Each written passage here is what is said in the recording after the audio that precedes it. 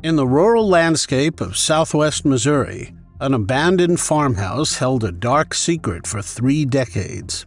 Discovered by a couple in December 1990, the decomposed remains of a young woman lay bound and discarded.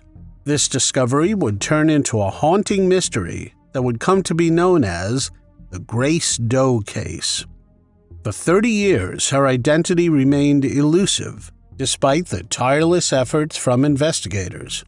As advances in DNA technology and forensic genealogy began to uncover the secrets of the past, a breakthrough finally came. It shed light on a case that had haunted a community who provided long-awaited answers to who Grace Doe truly was. On December 2, 1990, Randy and Linda Groller made a grim discovery while searching for cans along Oscar Talley Road, near the border between Pineville and Anderson in Missouri. What the couple found was far more unsettling than discarded items. A skull near a farmhouse lying in the grass, accompanied by scattered bones and the victim's clothing. The coroner's examination revealed that the victim was likely in her 20s and had met a particularly brutal end. She had been bound with an array of materials, including nylon and lead ropes, coaxial and telephone cables, paracord, and clothesline. These were all signs of the cruelty inflicted upon her. The discovery sent shockwaves through the community, as residents grappled with the realization that such brutality could happen in their midst. Law enforcement agencies, including the McDonald County Sheriff's Office, Coroner's Office, Missouri State Highway Patrol, Benton County, Arkansas Sheriff's Office, and University of Arkansas anthropologists all came together in pursuit of justice for Grace Doe. Detectives were told that it may be by the grace of God that her identity would be found. Despite the meticulous examination of the crime scene and the tireless efforts of investigators, the identity of the victim remained a baffling mystery. The circumstances surrounding her demise, a possible assault, and a brutal slaying, estimated to have occurred approximately 2 months prior to her discovery, only gave investigators more questions that they had no answers to. The presence of military-grade paracord among the bindings did offer a clue. In the 1990s, it was exclusively sold to the military. Detective Lori Howard, who worked the case for years, also uncovered a disturbing detail. A 10-year-old boy had reportedly stumbled upon the remains about a month before the Grollers, but his claims were dismissed by his family. Unfortunately, the boy's identity and the exact timing of his discovery remained unknown, leaving uncertainty surrounding the timeline of events. Lieutenant Michael Hall, who would work on the case for 15 years, later speculated that the victim was likely brought to the location rather than being kept there. The remote road, though secluded, was not far from state highways in 1990, making it accessible but not necessarily familiar to the perpetrator. Investigators initially believed that the perpetrator was from the area, but later reconsidered, suggesting that they might not have known the farmhouse well. Over the years, Sheriffs Schlesman, Evanson, and Hall continued efforts to solve the case, and more than 200 leads were investigated, but none produced solid evidence. The case went cold, and detectives continued to search for Grace Doe's identity with little success. Technological advances in DNA forensics gradually began to offer new hope. Grace Doe's profile was entered into Name Us, CODIS, and the University of North Texas Center for Human Remains, but no matches were found.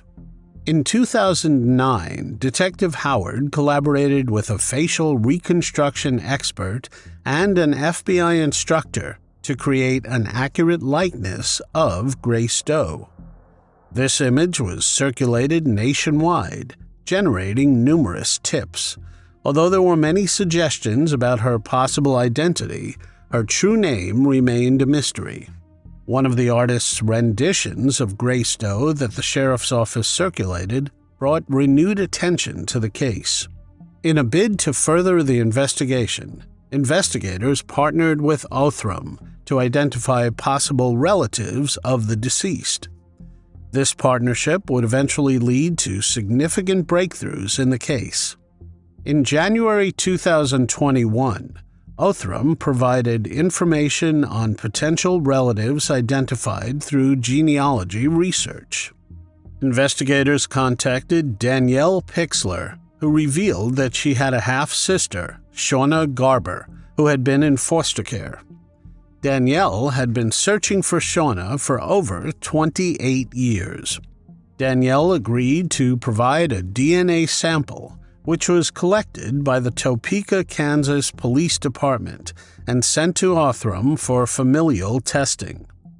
After years of searching, in March 2021, the DNA confirmed that Greystow was Shawna Beth Garber. Shawna was born on March 1, 1968 in Lola, Kansas. Sadly, much of Shawna's life was as tragic as her demise. As the youngest of 3 siblings, Shawna's early years were marred by severe abuse at the hands of her mother. Living in Topeka, Kansas with her parents and 2 half-siblings, Shawna experienced unimaginable cruelty. One horrific incident saw her mother douse her in lighter fluid and setting her on fire. An act of brutality that resulted in all 3 children being placed into foster care. The separation from her family led to a fragmented childhood for Shawna. At only 6 years old, her half-siblings were sent to different homes, and contact with her family was lost. Despite the abuse and upheaval, Shawna demonstrated remarkable strength and tenacity. A failed adoption put her back into the foster care system, where she aged out. This led her to seek out family connections of her adopted family in the Veneta or Claremore area of Oklahoma. Shawna's adult life remained challenging, and she participated in a work program that provided transportation to and from her job at Hudson Foods. This program eventually led her to McDonald County, Missouri, where her life would come to a tragic and violent end. Shawna was 22 years old when her remains were found in December 1990. While investigators were glad to know for certain Shawna's identity, the frantic search for the person behind the tragedy continued. The McDonald County Sheriff's Office embarked on the next phase of the investigation, aiming to piece together Shawna's life from the time she aged out of the foster care system to the moment her remains were discovered. Lieutenant Hall and his team sought any information that could shed light on Shawna's movements and associations during her adult years. Hall believes Shawna may have been living in southeast Kansas or Joplin, Missouri, and possibly used the name Shawna Harvey. The hope was that learning more about her adult life could provide crucial clues to her untimely demise. A significant aspect of the investigation involved revisiting old leads and re-interviewing potential witnesses. Detective Lori Howard learned of a possible witness, a woman who, as a teenager, had reported hearing a scream in the vicinity on Halloween night in 1990. She and her friends were at a house down the road when a truck with a loud muffler drove by. They went outside to investigate and heard 2 vehicle doors open, followed by a scream. Then a single door slammed and the truck drove off. Whether this incident was related to the demise of Greystow was uncertain. The fact that the truck sped away quickly suggests the area might have been used simply as a dump site, but the witness's report of a scream complicates this theory. The scream implies that the victim might have been alive at the site. One theory that detectives pursued was the involvement of known serial perpetrators. Notably, BTK, or Dennis Rader, was considered a potential suspect due to his history of binding his victims in a similar manner. Rader, a city code inspector in Kansas, was arrested in February 2005 and would ultimately confess to 10 slayings in the Wichita area. He would be sentenced in August 2005 to 10 consecutive life prison terms. While there was no direct evidence linking Rader to Shawna, investigators did not rule out the possibility and interviewed him as part of their comprehensive review of the case. When Sheriff Rob Evanson spoke to him, Rader denied any involvement in Shawna's case. As the investigation continued, the diligent efforts of investigators eventually led to the identification of a suspect, Talfie Reeves. Reeves, who passed away on November 15, 2021, was well known to law enforcement and had a reputation within the local community. Reeves lost his life at 58 years old from injuries sustained in a motor vehicle accident. According to detectives, they believe Reeves had allegedly picked Shawna up from the Tanglewood or Ginger Blue area along Missouri State Highway 59. Then, he would bind her wrists and feet in a hog-tied position before moving her to the abandoned farmhouse, where her remains would eventually be discovered.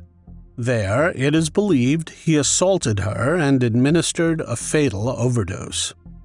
While Reeves's passing prevent the possibility of bringing him to justice, investigators were confident in the evidence pointing to him as the person responsible for brutally cutting Shawna's life short. Statements from witnesses and sources, combined with physical evidence, built a compelling case against him.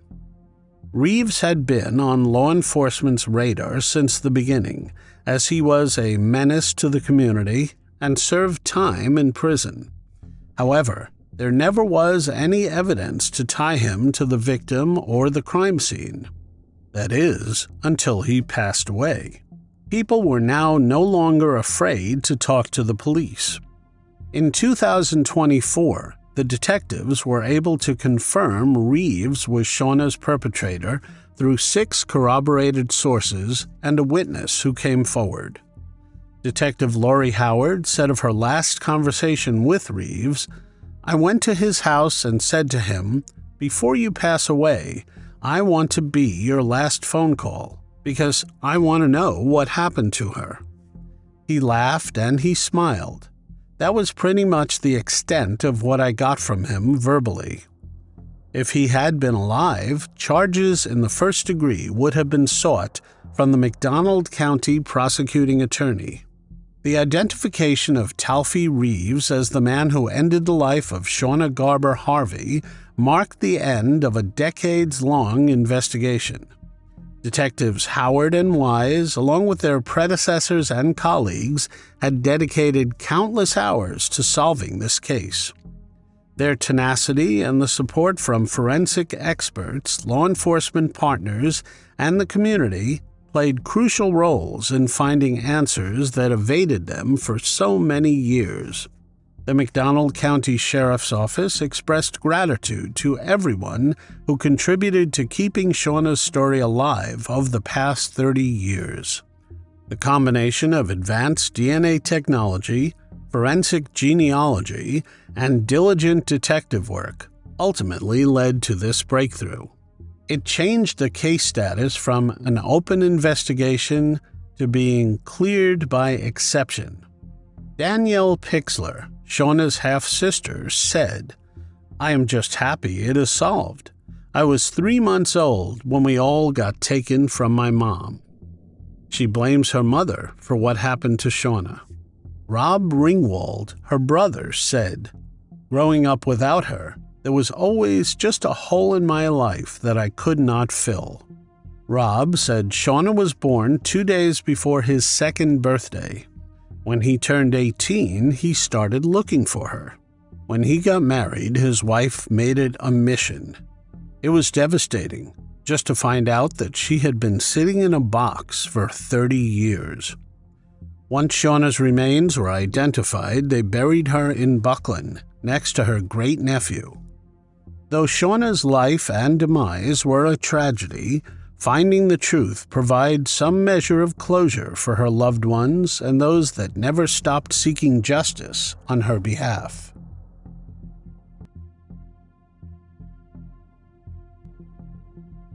In the late 1980s, Virginia's serene Colonial Parkway became the haunting scene for a series of chilling slayings that left a community gripped by fear.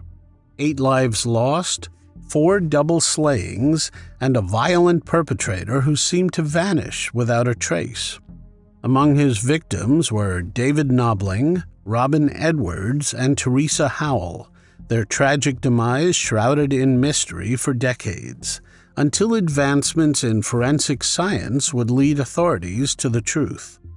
In the quiet dawn of September 23, 1987, the shores of Virginia's Ragged Island Wildlife Refuge bear witness to a violent tragedy.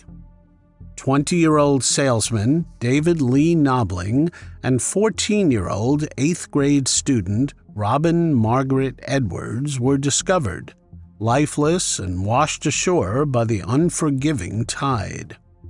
Their story began on September 19th, when Robin slipped out of her house to rendezvous with David at an arcade, a seemingly innocent act that would lead to their untimely demise. Days later, their bodies were found on the south shore of the James River in Isle of Wight County. They were approximately 100 feet apart, both victims of gunshot wounds. The gruesome scene painted a harrowing picture. Robin was shot execution-style in the back of her head, while David was struck twice, once in the head and once in the shoulder.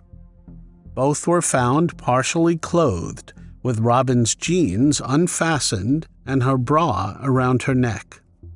Investigators theorized that she could have been assaulted, but were unsure since it seemed that despite her being underaged, she may have had an intimate relationship with David. Adding to the mystery was the discovery of David's black Ford Ranger just 2 days prior, parked eerily at the refuge's parking area. The vehicle, with its wipers, engine, and radio still running, bore signs of a staged scene. The open doors and partially rolled down window fueled speculation. Had the perpetrator posed as a uniformed officer to lure the unsuspecting victims? The presence of David's wallet within the vehicle ruled out robbery, leaving investigators grappling with elusive motives. While they could not make sense of why this happened, they immediately linked the case to another, fearing that the same person may be behind it. As investigators delved into the chilling slaying of David Knobling and Robin Edwards, they found themselves drawn back to another dark chapter. A year prior, on October 12, 1986, the lifeless bodies of Kathleen Marion Kathy Thomas and Rebecca Ann Becky Dowski were discovered. Much like David Knobling and Robin Edwards, Kathy and Becky were young lovers whose lives had been brutally cut short. Both Kathy, a 27-year-old United States Naval Academy graduate, and Becky, a 21-year-old College of William and Mary senior, had vanished after leaving a computer lab at William and Mary on October 9th. The grim discovery of their bodies, their throats slashed so deeply they were nearly decapitated, painted a picture of unspeakable horror. Autopsy findings revealed the disturbing details of their demise: rope burns on their necks and wrists, signs of strangulation, and the heinous act of slashing their throats. The perpetrator, with callous disregard, covered their bodies and the vehicle with diesel fuel, yet stopped short from setting them ablaze. Despite the presence of over 100 latent and full prints, the perpetrator remained elusive, their identity shrouded in mystery. The absence of evidence of assault and the location of both women's purses within the vehicle ruled out robbery as a motive. Blood found inside the car led authorities to believe that the slayings had occurred elsewhere, further complicating the already baffling crime. The reason investigators believed all 4 slayings were connected was because the victims were all young couples targeted in or around Lovers Lane areas, with both locations only a 30-minute drive apart. Unfortunately, after David and Robin's case, even more people would fall victim under eerily similar circumstances.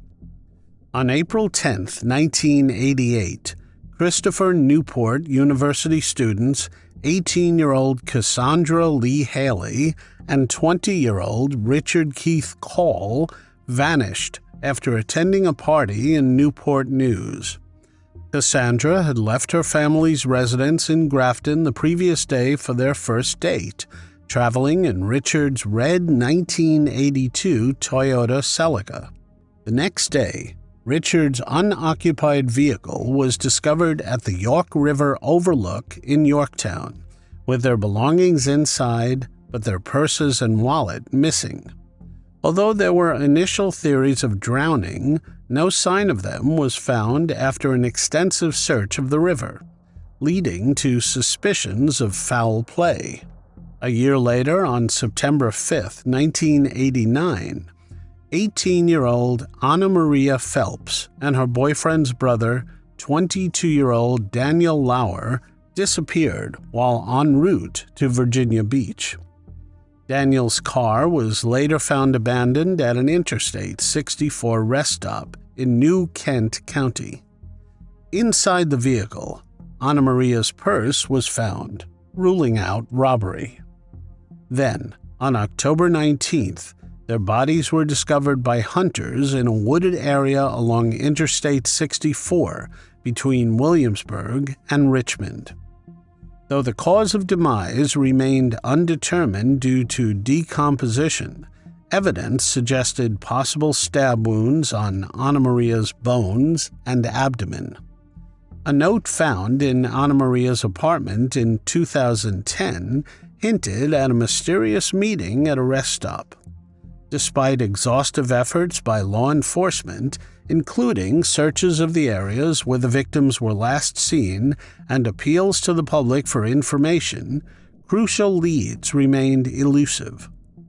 Years passed with no significant breakthroughs until January 2024, when authorities announced a significant development. DNA evidence conclusively linked the slayings of David Knobling and Robin Edwards to a man named Alan Wade Wilmer Sr. He was a local fisherman who had passed away in December 2017 at the age of 63. He owned a small 1976 wooden commercial fishing boat called the Denny Wade. During the time of the slayings, he worked as a fisherman, farming clams and oysters. He also ran a business called Better Tree Service. He was also known to be an avid hunter and belonged to a hunt club in the Middle Peninsula region. Wilmer had no felonies on his criminal record, so his DNA was never put into the system. However, in the fresh probe of the cold cases, authorities looked into Wilmer as a suspect. When they learned he had passed away, they legally obtained his genetic material and submitted it to the Forensic Science Department to compare it to the evidence collected in the slayings. Virginia State Police would not say what led to the sudden decision to test Wilmer's DNA profile. But he was the prime suspect in 1988 of the slayings of Cassandra Lee Haley and Richard Keith Call, one case of the Colonial Parkway slayings. His distinct blue truck with the license plate M. Raw, was matched as belonging to a peeping Tom on the Colonial Parkway in 1988. Investigators surveilled Wilmer at his Lancaster County home and even got a warrant to search his trailer. Ultimately, Wilmer passed an FBI polygraph and police moved on to other leads. He is now again the prime suspect in this case. Cassandra and Richard's bodies are still missing, so DNA testing has been hampered. In 2024, they also linked his DNA to the case of Teresa Howell. Teresa Lynn Spaw Howell's demise on July 1, 1989, outside the Zodiac Club in Hampton, bore eerie similarities to the other slayings. At 10:10 a.m. that same day, construction crews working in the 500 block of Butler Farm Road found female clothing. This is about 11 miles from where Robin and David were found nearly 2 years before. The remains of an unidentified female were found a short time later in a wood line not far from the clothing. 3 days later, on July 4th, a missing person report filed in York County led to the identification of 29-year-old Teresa. Like the other victims, she had been assaulted and strangled.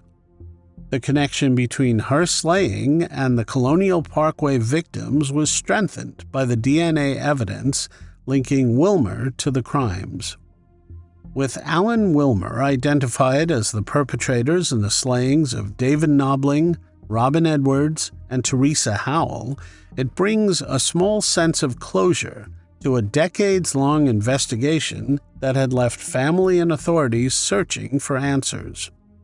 Prosecutors for Isle of Wight County and the city of Hampton said that if Wilmer were alive, charges would be filed against him in connection with the 3 slayings. Virginia State Police and the FBI are now asking the public for information about Wilmer to see if he is possibly linked to more cases. One Hampton Roads Police Department recently checked Wilmer's DNA to see if he was a match for one of their unsolved cold cases. Another local police department is currently reviewing all assault cases that match Wilmer's modus operandi. And a third local police department spent part of January reviewing more than a dozen cold cases from the 1970s and 80s to see if Wilmer was ever on their radar, and whether he could be considered a suspect today. But a legal loophole is leaving a potential trail of unsolved crimes unexplored. Virginia State Police says state law requires someone to have a conviction on their record before their DNA profile is entered into the government-run CODIS, and a conviction is something that this man will never have. Although DNA evidence has not yet been confirmed for all cases, law enforcement remains dedicated to exploring all avenues and leveraging advancements in forensic technology to bring closure to these unsolved cases. Media coverage of the Colonial Parkway slayings has been extensive over the years, with various outlets and platforms shedding light on the unsolved cases and the ongoing investigations. A joint statement from the Knobling and Edwards families were released, which thanked the investigating law enforcement agencies. The statement said, "For 36 years, our families have lived in a vacuum of the unknown. We have lived with the fear of worrying that a person capable of deliberately taking the lives of Robin and David could attack and claim another victim. Now we have a sense of relief and justice, knowing that he can no longer victimize another. His passing will not allow us to seek out the answers to countless questions that have haunted us for so long." How could a cherished 96-year-old woman fall victim to a brutal crime? What sinister motives lurk behind the facade of friendship and trust? Violet Evelyn Alberts was a vibrant woman beloved by her community. Her tragic demise on May 27, 2022, uncovered a web of deceit and greed. How did her life, filled with warmth and joy, come to such a shocking end? Violet Evelyn Alberts was a 96-year-old widow staying in Montecito, California. She did not have any immediate family nearby.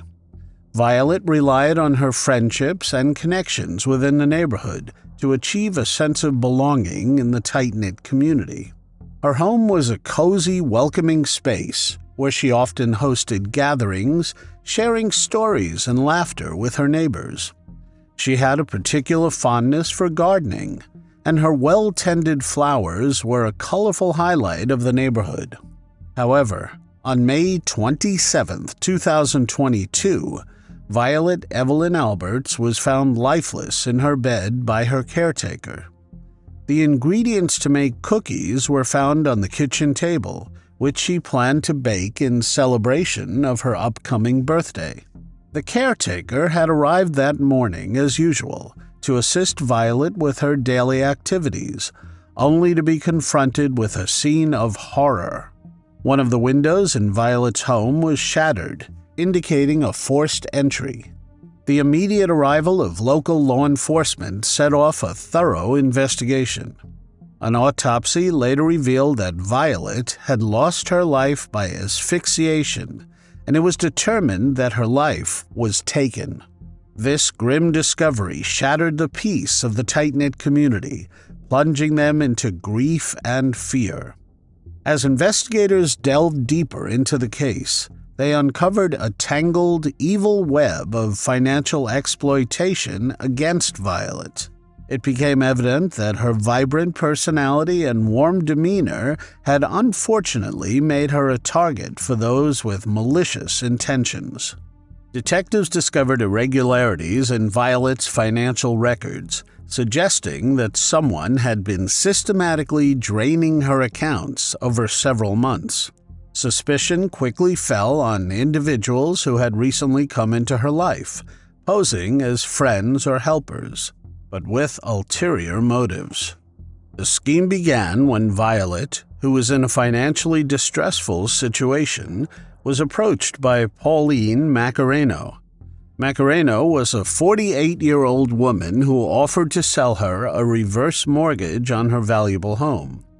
Her home was valued between $4 and $11 million at the time of her slaying. Violet, trusting Macareno's seemingly sincere offer, believed this financial arrangement would provide her with the funds she needed while allowing her to stay in her beloved home. However, Macareno had sinister intentions. She executed a series of fraudulent transactions, including forging documents and establishing bogus entities. This was all aimed at illegally gaining control over Violet's property. Investigators soon uncovered that Macareno was the central figure in a manipulating and deceitful scheme targeting Violet. They uncovered forged documents and sham corporations. Pauline Macareno, the mastermind behind the fraud, was then arrested in 2022 and sentenced to 6 years in state prison. But who took the life of Violet? Detectives followed many leads, but it did not look as if it would be an easy case to solve. Detectives meticulously reviewed hours of surveillance footage from cameras located around Violet's neighborhood. In June 2023, the sheriff's office issued several public appeals with information on a suspected vehicle captured by nearby surveillance videos. A $10,000 cash reward was offered to anyone who had information that could lead to the arrest and conviction of those responsible for her slaying. As the investigation unfolded, detectives discovered even more disturbing evidence. It became clear that Violet had not just been the victim of financial fraud, but was also the target of a slain-for-hire plot. This revelation added a chilling layer to the case, painting a picture of cold, calculated evil. Pauline Maccareno had grown impatient, perceiving Violet as an obstacle to her plans. In Maccareno's eyes, Violet was living too long, delaying the full realization of her fraudulent schemes. Driven by greed, Maccareno decided to expedite her plan by orchestrating Violet's demise. The investigation revealed that Maccareno had meticulously planned every detail of her fraudulent plot. She had hired a hitman to eliminate Violet, believing that her demise would allow her to swiftly finalize the transfer of the property into her own name. The depth of her deceit was astonishing, as she had created an intricate web of lies and manipulations to cover her tracks. Law enforcement officials worked tirelessly to unravel the full extent of Maccareno's crimes. The case was a stark reminder of the lengths to which some individuals will go in their pursuit of wealth, displaying a shocking disregard for human life. Now the detectives have to find the people hired by Maccareno to take the life of Violet. After 10,424 hours of investigating, a breakthrough came in early 2024. The identification of the suspect's vehicle, a review of surveillance camera footage, and forensic analysis of the crime scene were pivotal in leading investigators to the suspects. The investigation led to the arrest of a 58-year-old man, Harry Basmajian, in January 2024. Basmajian, already in federal custody in Los Angeles on an unrelated charge, was implicated for his alleged involvement in the conspiracy to slay Violet. His arrest underscored the complexity and reach of the criminal network orchestrated by Maccareno. Basmajian suffered a medical emergency and is on an artificial life support machine as he no longer has any brain function. Henry Rostamayan, 33, was arrested in February 2024. His apprehension provided law enforcement with further insights into the conspiracy and the roles played by each individual involved. Shortly after, on March 5, 2024, 41-year-old Ricardo Martin Del Campo was also arrested. The vehicle belonged to him. When sheriff's deputies attempted to place Martin Del Campo under arrest, he and an associate fled and discarded firearms that were later found by deputies. Martin Del Campo's firearm was later determined to be a Glock semi-automatic pistol that had been illegally modified, essentially turning it into a pistol with a 30-round magazine that functioned like a machine gun. Just 3 days before Violet was found, two of the men, Martin Del Campo and Rostamayan, had gone on a scouting trip to Violet's home. This pivotal discovery shed light on the premeditated nature of the crime, underscoring the perpetrator's calculated efforts to survey Violet's home and plan their vicious and reprehensible actions. Investigators pieced together that the scouting trip was a critical step in the execution of the slain-for-hire plot, orchestrated by Maccareno.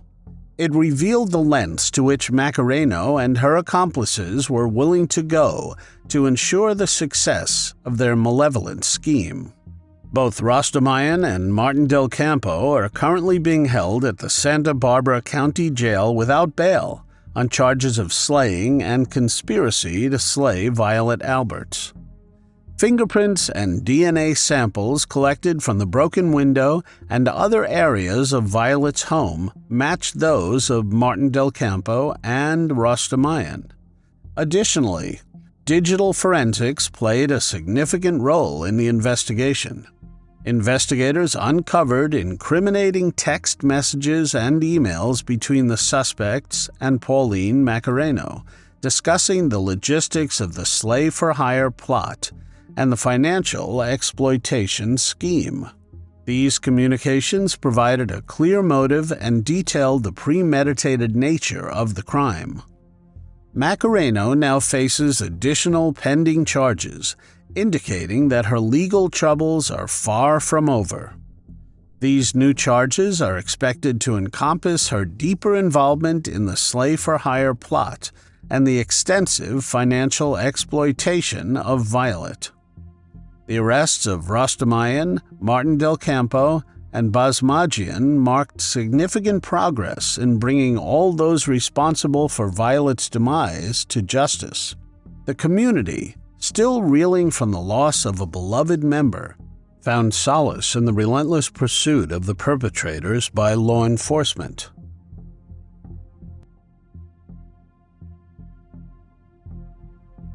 What happens when a person disappears without a trace? Should it be presumed that they have lost their life? And how do we find closure for those left behind? On May 12, 1972, the skeletal remains of an unidentified man were discovered on the south side of Winter Haven, Florida, in a remote, marshy area just east of Tampa. The grim find was made by a fisherman, who immediately alerted local authorities. Investigators rushed to the scene and began the arduous task of piecing together the mystery of the man's demise. Upon examination, the investigators determined that the remains belonged to a male between the ages of 40 and 50.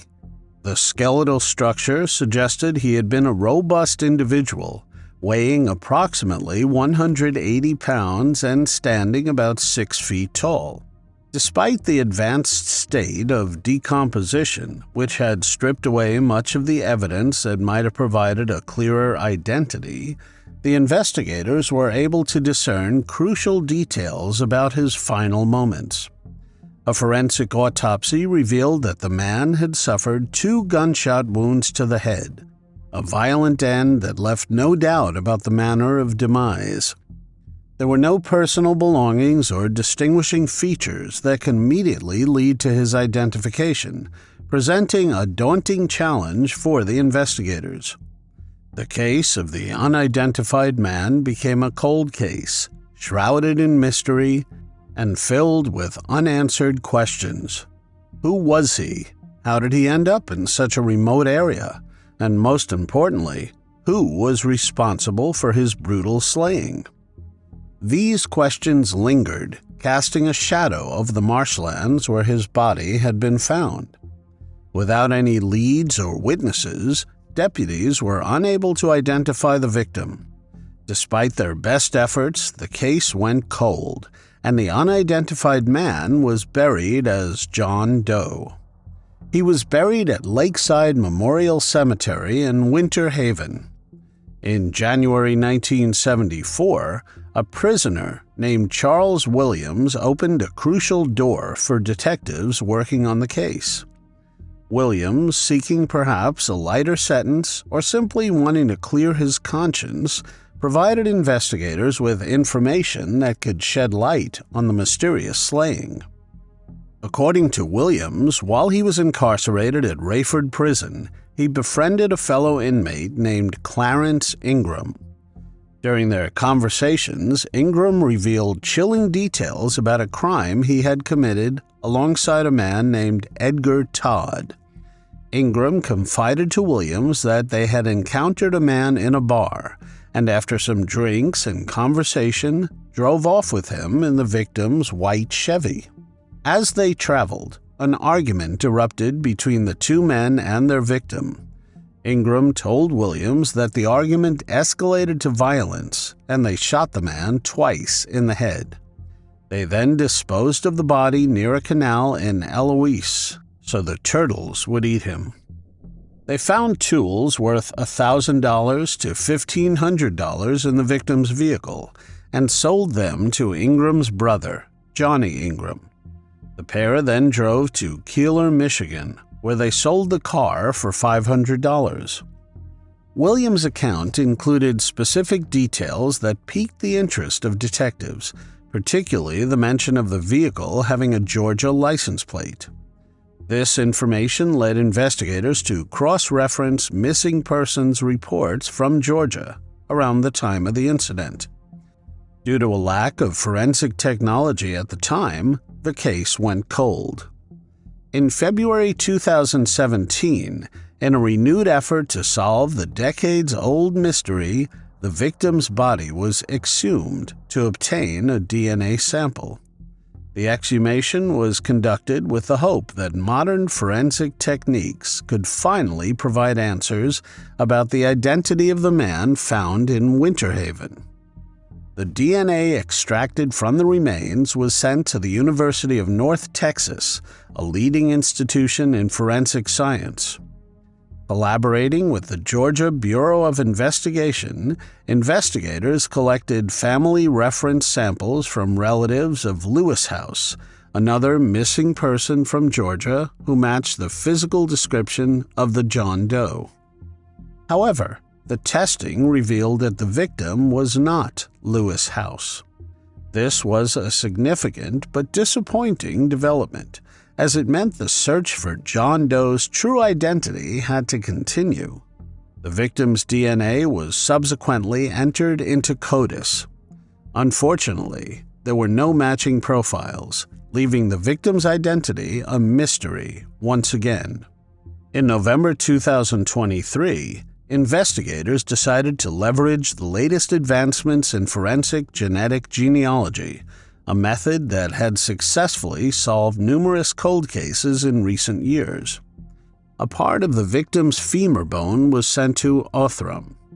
The private lab's analysis began with the meticulous extraction and sequencing of the DNA from the femur bone. Geneticists then compared this DNA to profiles available in public databases, seeking matches that could provide clues about the victim's ancestry and familial connections. In April 2024, Othram provided detectives with a crucial report suggesting that the unidentified victim could be Mack, Lavell, Proctor. This potential breakthrough was based on extensive forensic genetic genealogy analysis, bringing investigators closer to solving the long-standing mystery of the remains found in Winter Haven. Armed with this new information, investigators reached out to Mack's son, Wright Proctor. Wright confirmed that his father had last been seen by family between 1969 and 1972 in Georgia. Wright provided additional context about his father's life, mentioning that Mack was a master mechanic known for his gentle nature and skilled craftsmanship. On May 5, 2024, detectives received a conclusive report from Othram. The report confirmed that Wright Proctor was indeed the biological son of Mack Lavell Proctor, definitively identifying Mack as the victim discovered in Winter Haven back in 1972. This identification was a monumental step forward, bringing long-awaited answers to a case that had perplexed investigators and haunted Mack's family for decades. Mack was born on November 28, 1914. His talent for fixing anything with an engine made him a beloved figure in his community, where he was always ready to lend a helping hand. Despite his quiet and kind nature, his life took a tragic turn when he mysteriously disappeared. The exact date of his disappearance remains unclear, adding to the mystery surrounding his fate. Strangely, Mack was never formally reported as missing to law enforcement, leaving a gaping void in the record and complicating efforts to investigate his case.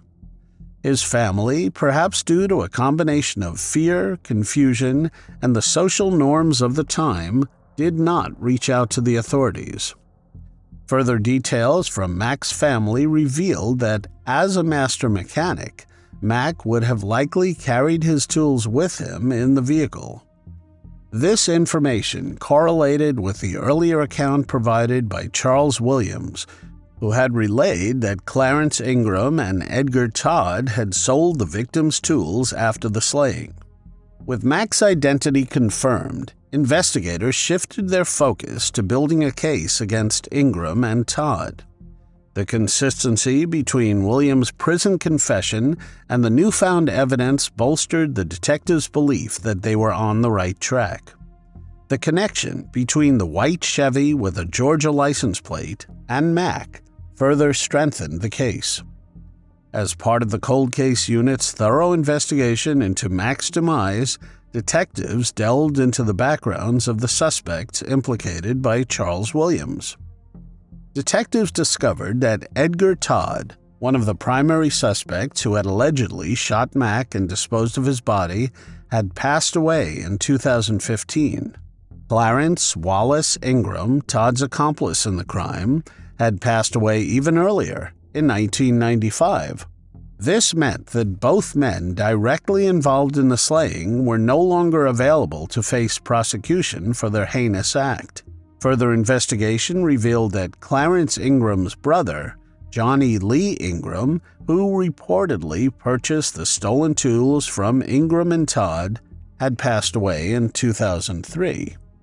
This information closed another potential avenue for obtaining first-hand testimony or further evidence that could link the suspects directly to the crime. The inability to bring Clarence Wallace Ingram and Edgar Todd to trial was a significant disappointment, particularly for Mack's family, who had hoped to see justice served. However, the identification of Mack's remains and the uncovering of the circumstances surrounding his demise provided a measure of closure.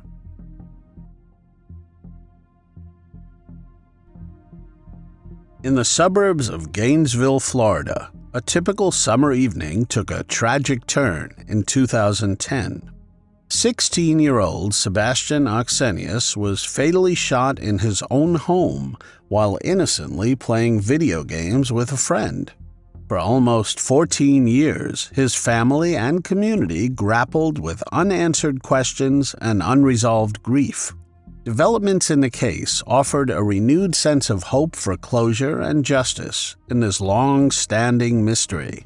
Sebastian Ochsenius was a vibrant and promising 16-year-old, deeply cherished by his family and admired by his peers.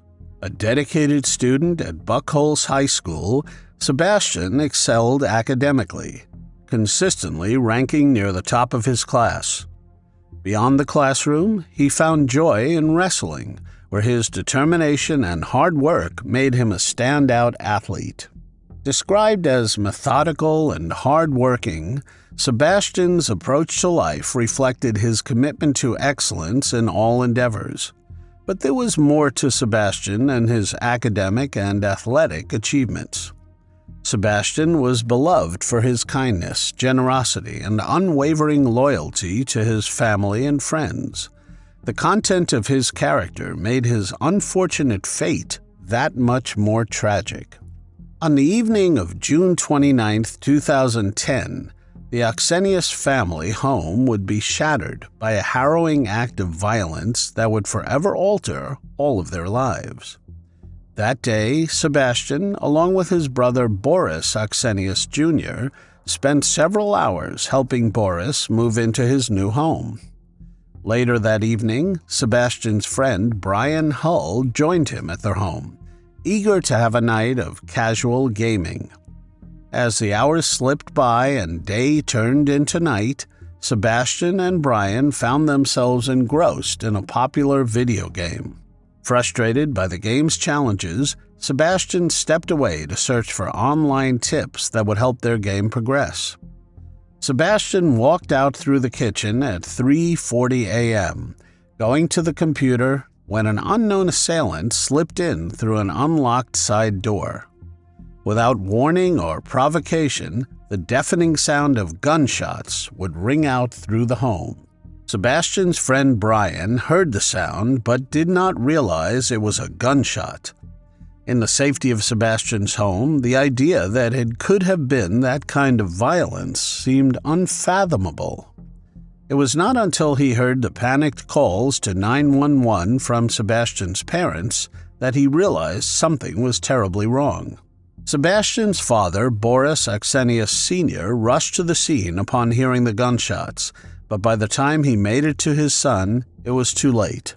Sebastian was found on the kitchen floor, his life slipping away as his father desperately tried to staunch the bleeding. In those agonizing moments, his love was powerless against the senseless violence that had claimed his son's life.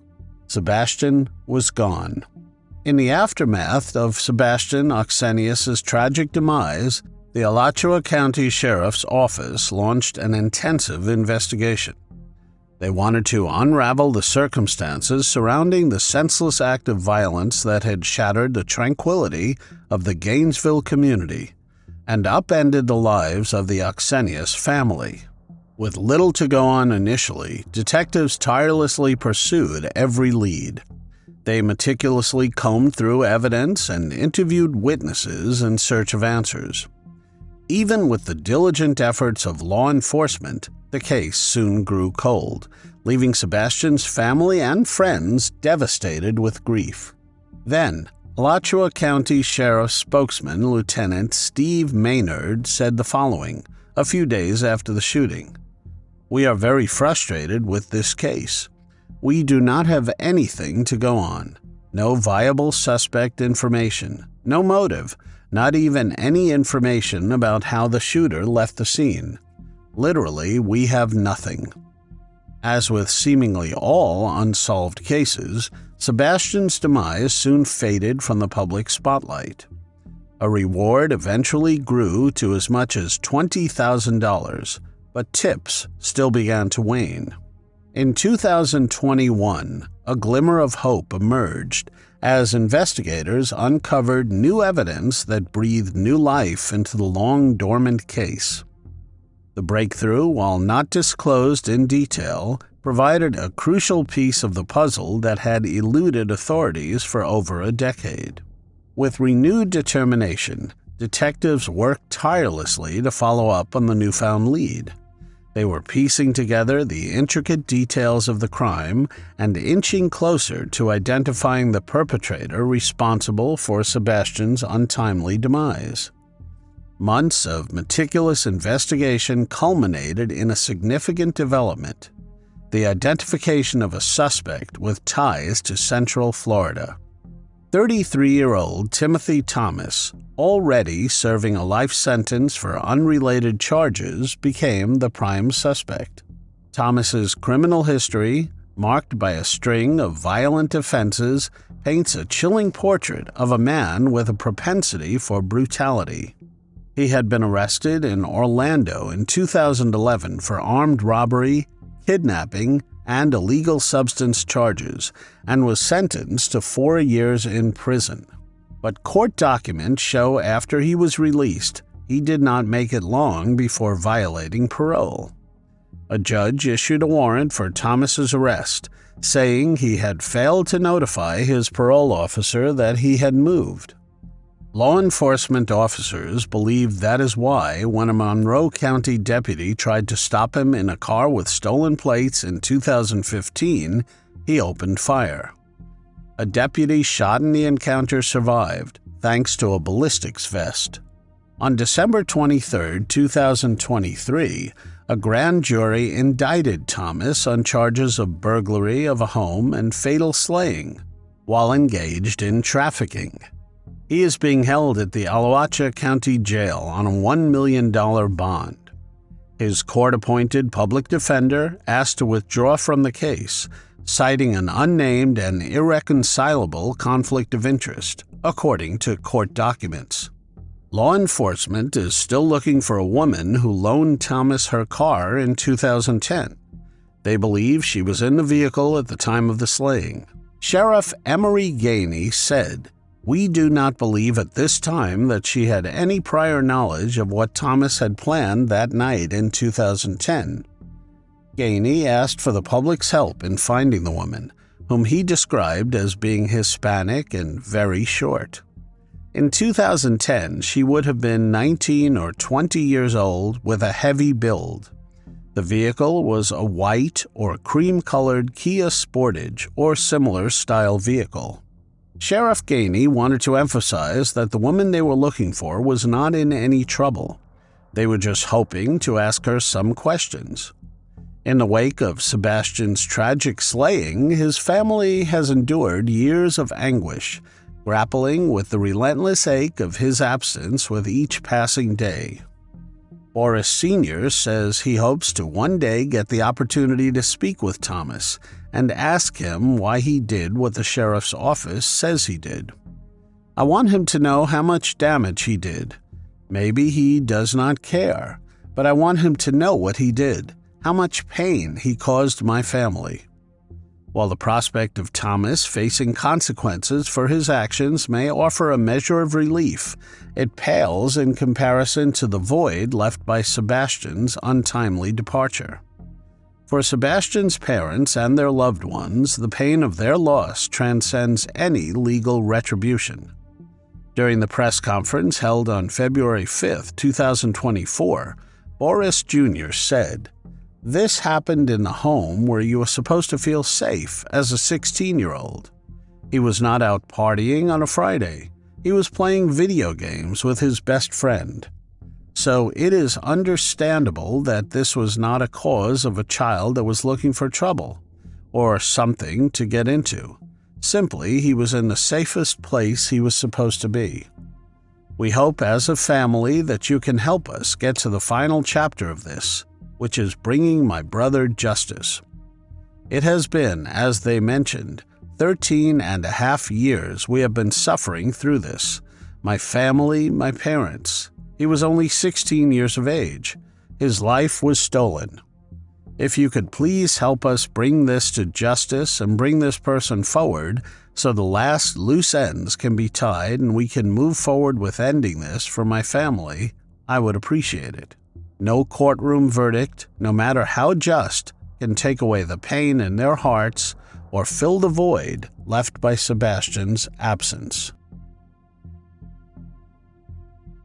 In the township of North Whitehall, Pennsylvania, a brutal act of violence shattered the peace over 3 decades ago. Rose Hnath, a beloved 78-year-old widow, was found viciously stabbed and beaten in her ransacked home. The chilling discovery made by her nephew when she failed to appear at church left investigators and her family grappling with unanswered questions. Now, with the progress of groundbreaking DNA technology, new light has been shed on this cold case and has led to an arrest. Rose Hnath was born in the early 1910s in the Lehigh Valley area of Pennsylvania. Raised in a modest family, Rose's early years were marked by the values of hard work, faith, and community. She grew up during a time of drastic change in America, witnessing the Great Depression and World War II, times that would instill in her a sense of resilience and determination. Rose would meet her husband, Michael Hnath, in the late 1930s.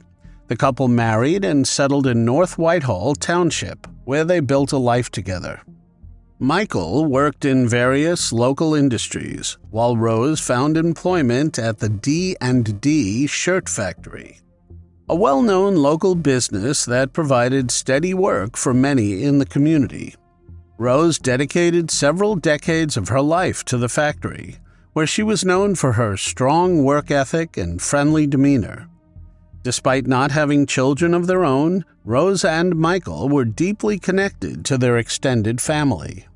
Rose took great joy in being an aunt and great-aunt, often spending time with the children in her family. As a devoted Catholic, Rose was an active member of St. John the Baptist Church in Northampton.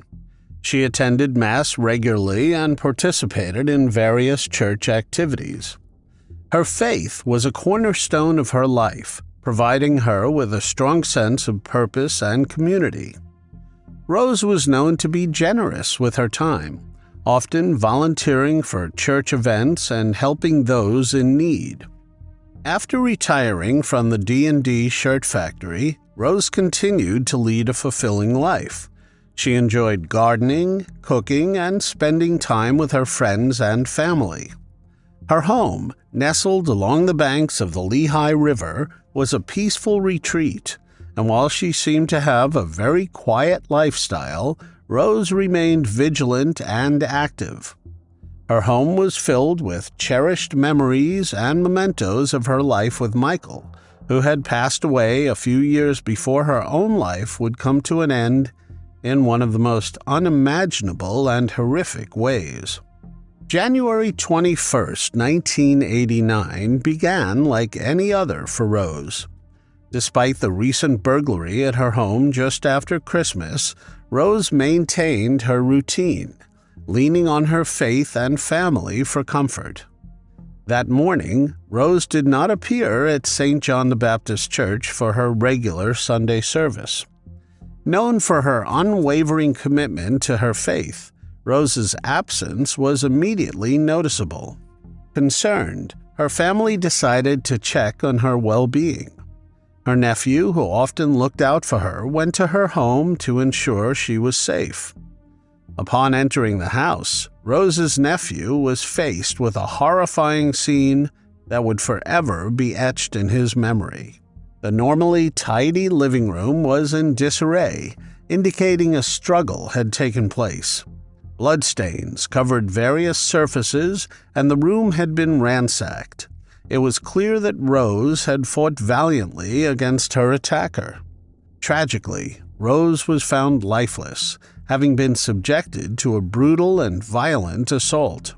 She had been stabbed 28 times and bludgeoned, suffering multiple blunt force injuries. Her body bore the signs of defensive wounds, suggesting she had tried to fend off her assailant with every ounce of her strength. One of the weapons used in the attack, a knife, was found discarded outside the home, hinting that the perpetrator was hasty in fleeing the scene. As news of Rose's tragic demise spread, the community was plunged into mourning.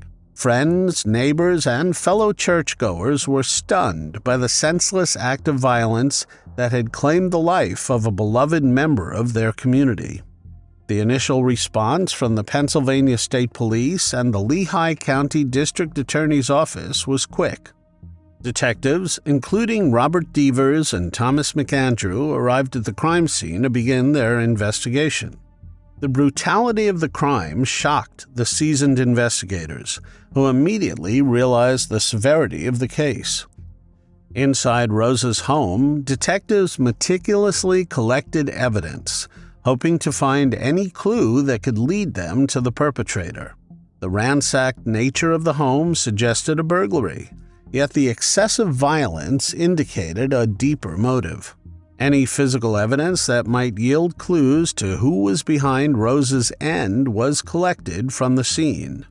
Items of particular interest included the knife found outside, a pellet gun, also believed to have been used in the attack, and various objects inside the home that might have the unknown assailant's DNA. At the time, DNA technology was in its infancy, but the investigators preserved all potential evidence with the foresight that future advancements might unlock critical information. Blood samples, fibers, and other trace evidence were carefully cataloged and stored for further analysis. Investigators conducted extensive interviews with Rose's family, friends, and neighbors. They looked into her routine, any recent changes in her life, or potential conflicts and threats she might have faced.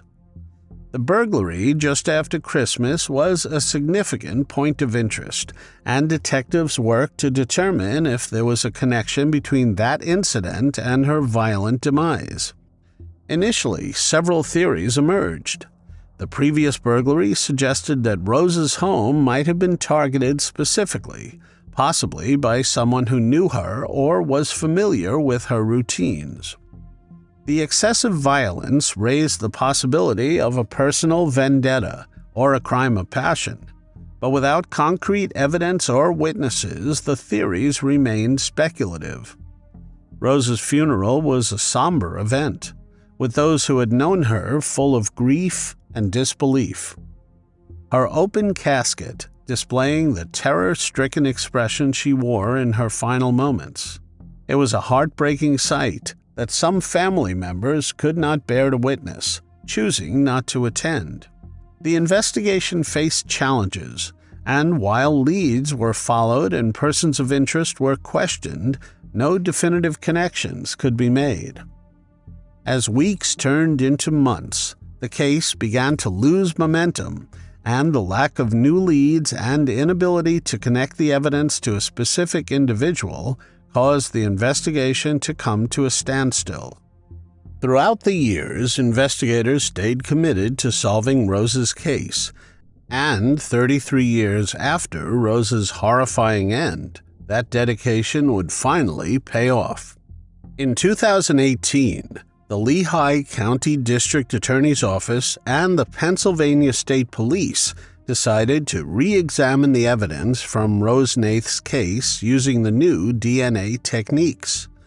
Detectives collaborated with forensic experts to analyze the evidence, focusing particularly on items that might contain touch DNA.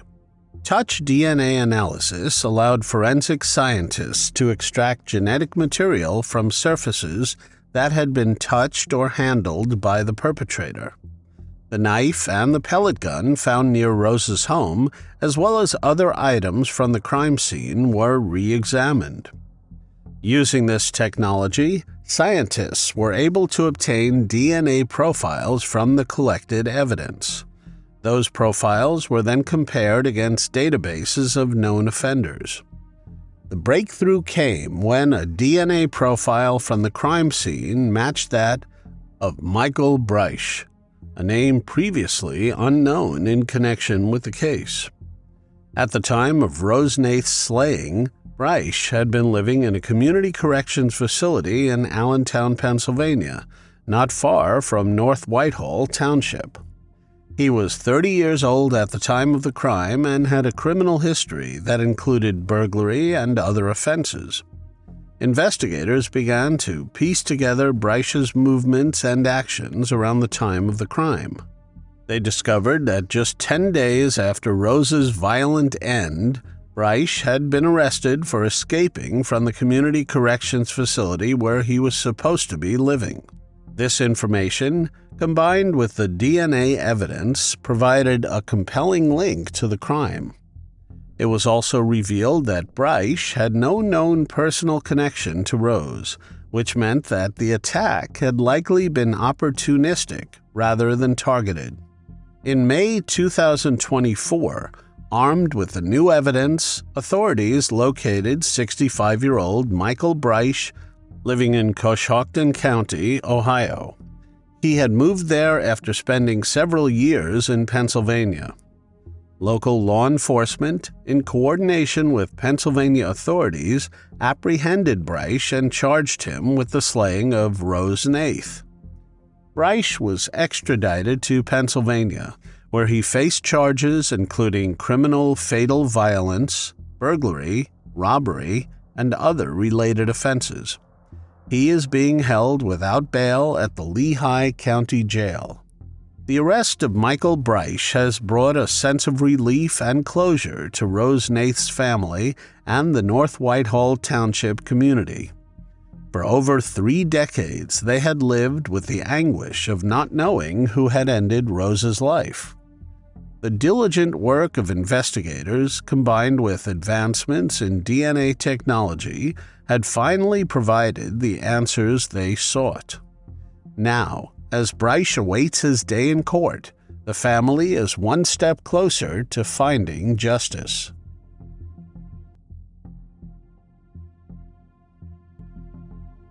In the streets of West Valley City, Utah, a heinous crime remained unsolved for 3 decades.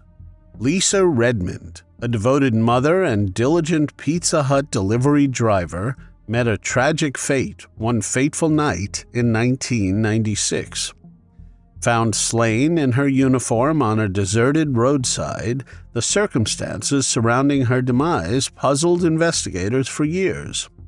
With leads scarce and the trail gone cold, the case seemed destined to fade into obscurity, until a breakthrough in forensic technology. Lisa Redmond lived in West Valley City, Utah, where she grew up with a strong sense of community and family values. After serving in the U.S. Army, Lisa married James Redmond in 1987, and together they built a life centered around their two children, Megan and Nathan. Lisa worked night shifts to support her family, balancing her role as a Pizza Hut delivery driver with volunteering at a local school, where she dedicated her time to teaching children how to read. Her compassion, work ethic, and devotion to her family would leave a lasting impression on those that knew her. No one could have predicted the tragedy that would soon follow. On a fateful December evening in 1996, Lisa Redmond began her normal routine as a Pizza Hut delivery driver. It was a typical night, with Lisa's usual diligence and warm demeanor as she set out to fulfill deliveries. Little did anyone know, this ordinary work shift would take a devastating turn. Lisa's last known moments were at 9:45 p.m., when she left the Pizza Hut near 3100 South 5200 West to deliver an order to a nearby hotel. But as the hours passed, concerns grew when Lisa failed to return. Her absence raised alarms among colleagues and loved ones, prompting a frantic search. Lisa's truck would be discovered abandoned in a church parking lot just over a mile from where she would eventually be found. The grim discovery came shortly after, when her lifeless body would be found on the roadside near 5200 West 3100 South. She was still wearing her Pizza Hut uniform. The shock and grief echoed through the community as Lisa's family grappled with the loss of a beloved wife and mother. Following the discovery of Lisa's body, the West Valley City Police Department launched into action.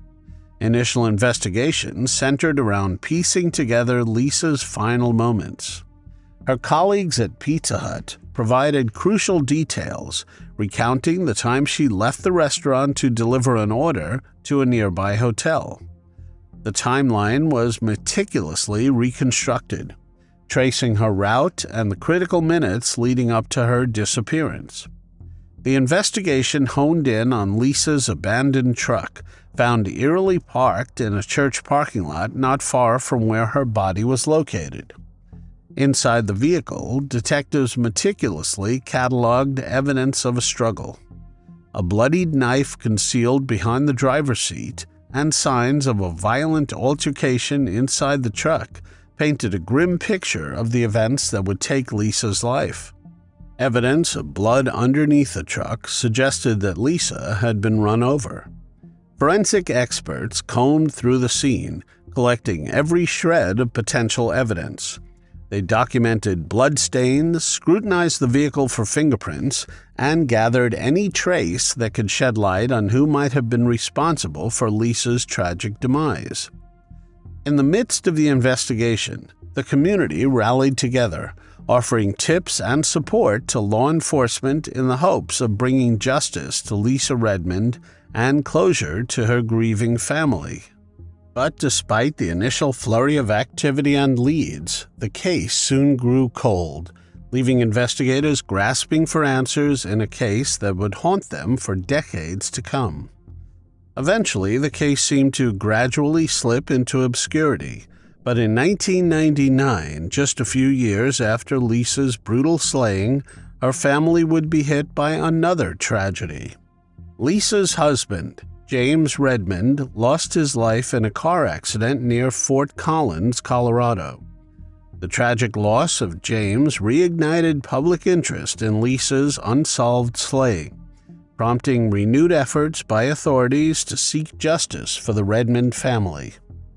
During this period, the local media spotlight intensified, casting a new wave of attention on the case.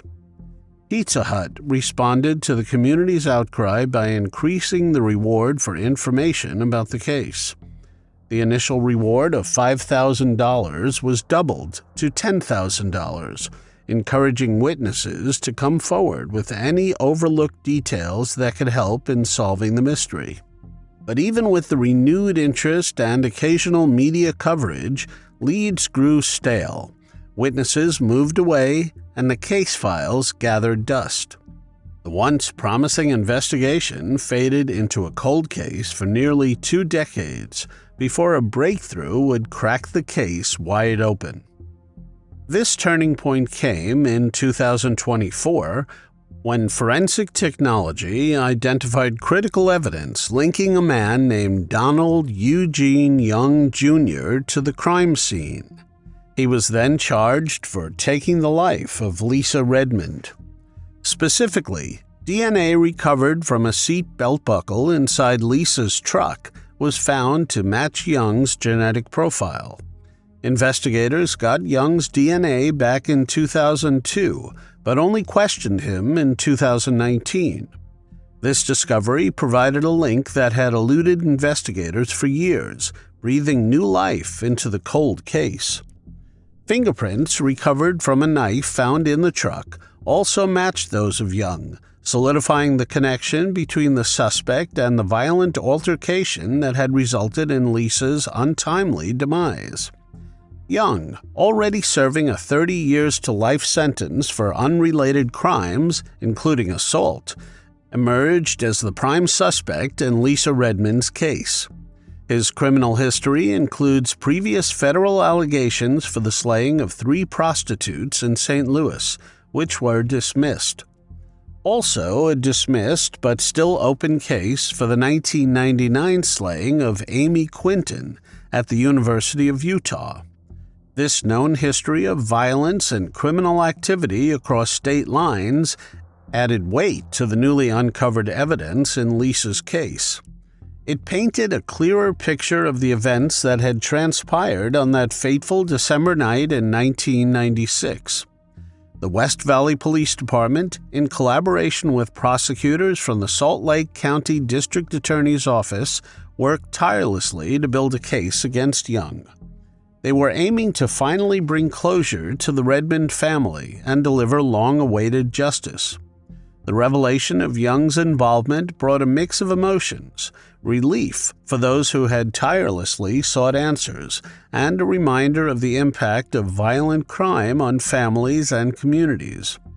As the legal process unfolded, the significance of the forensic breakthrough highlighted the way evolving technology can be used to resolve cold cases and hold perpetrators accountable, even decades after their crimes have been committed.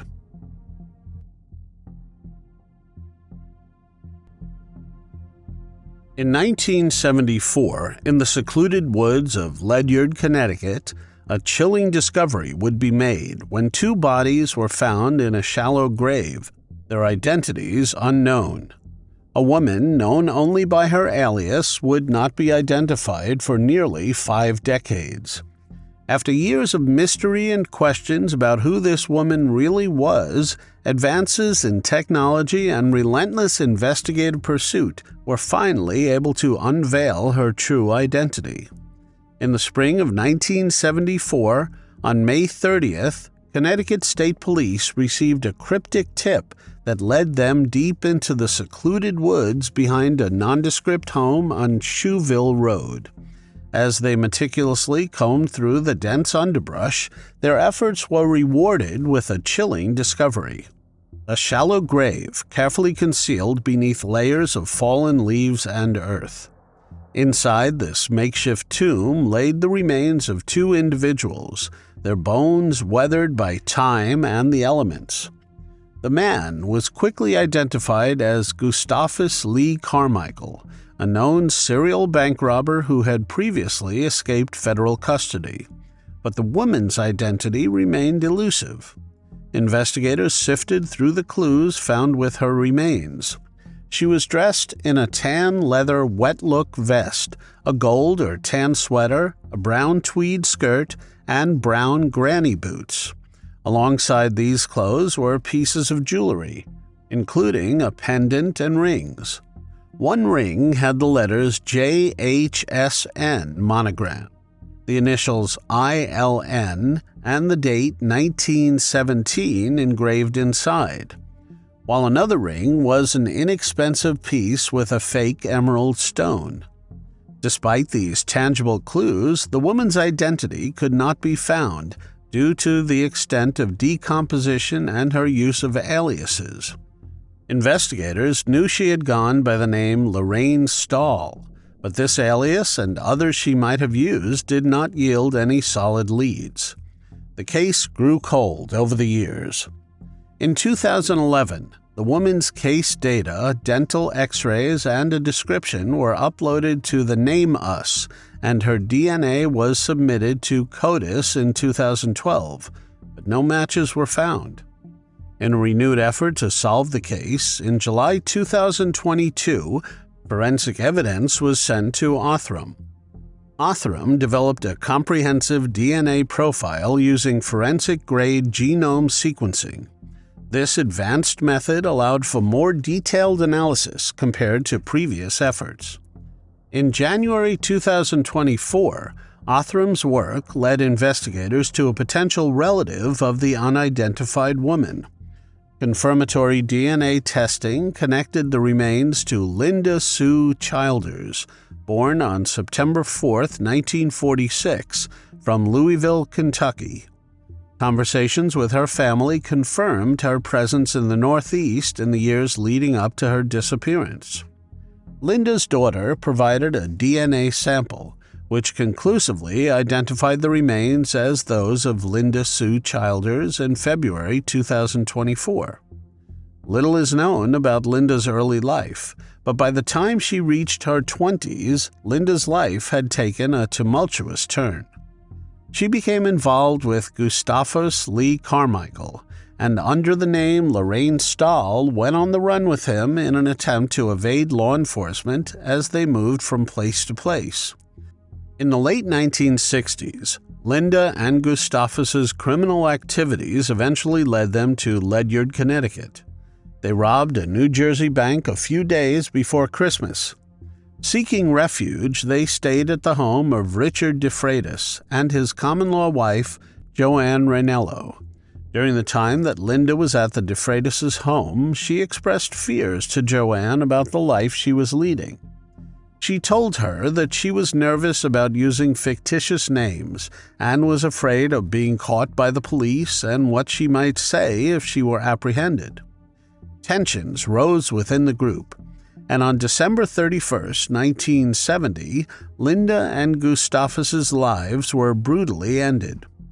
DeFreitas and his accomplice Donald Brandt feared that Linda might reveal their criminal activities if apprehended, and decided to silence her. They were also bank robbers and thieves. Gustavus was also slain, as his protective nature made it impossible for the perpetrators to target Linda without eliminating him.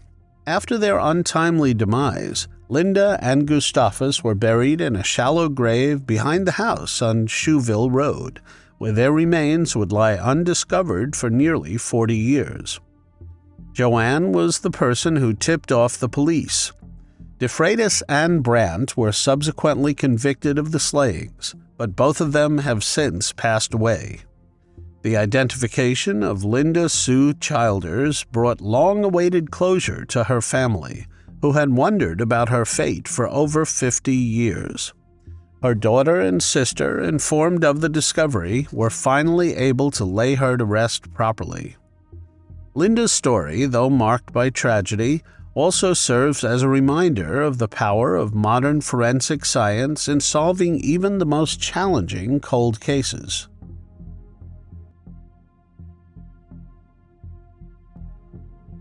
In the desolate expanse near the U.S. Highway 95 in rural Churchill County, Nevada, two passerby stumbled upon a gruesome discovery in May 2008. Skeletal remains partially buried in a shallow grave. For over a decade, the identity of the victim remained a mystery, her name unknown. It was not until a groundbreaking collaboration between forensic experts and cutting-edge genetic technology that the truth was revealed and a family would finally find closure. On a spring day in May 2008, two passers-by ventured off the beaten path, where they came across skeletal remains partially buried, covered with dirt and gravel. Nearby, an orange halter top lay abandoned. The Churchill County Sheriff's Office responded swiftly, launching an investigation into what could have happened. The remains were transported to the Washoe County Medical Examiner's Office, where a forensic pathologist determined that the victim was an adult female. She had passed away as a result of multiple gunshot wounds, an unmistakable slaying. Even with the best efforts of law enforcement and forensic experts, the case quickly grew cold. The details of the case were entered into NamUs under the identifier UP8110, a digital memorial to the unknown woman. Investigators scoured missing persons reports, compared dental records, and examined any potential leads, but each promising lead seemed to end in a halt. The orange halter top found near the remains, initially thought to be a crucial clue, provided no significant breakthroughs. Year after year, the file on the unidentified woman gathered dust. Investigators, driven by a commitment to justice and closure, never gave up hope. They continued to review the case periodically, hoping advancements in forensic science might eventually provide the answers they sought. They also hoped that someone, somewhere, might come forward with the crucial piece of information that would crack the case wide open. The unidentified woman's case was one of many waiting for the right combination of technology, expertise, and opportunity to bring her story to light. In 2023, after years of stagnation, the case of the unidentified woman from Churchill County took a shocking turn. The Washoe County Regional Medical Examiner's Office partnered with Othram. This collaboration would be the beginning of a new chapter in the investigation.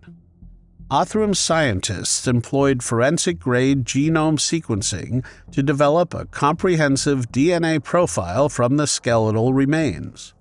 This advanced technique allowed them to extract a high-quality DNA sample, even from degraded remains. The DNA profile was then compared against profiles in consumer genealogical databases, with consent for law enforcement use.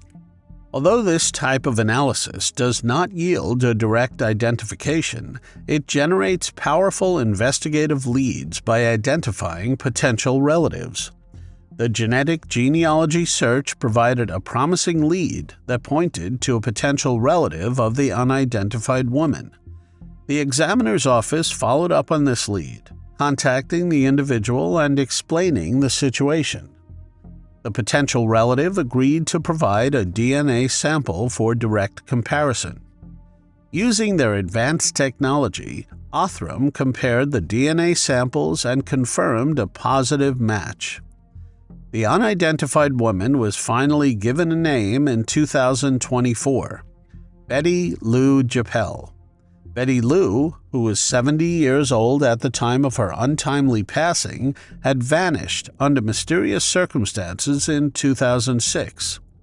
Originally from McMinnville, Oregon, she and her longtime partner, Kenneth William Miller, had led a nomadic lifestyle, traveling in their motorhome and truck. She and Kenneth never married, but they had been together for about 30 years.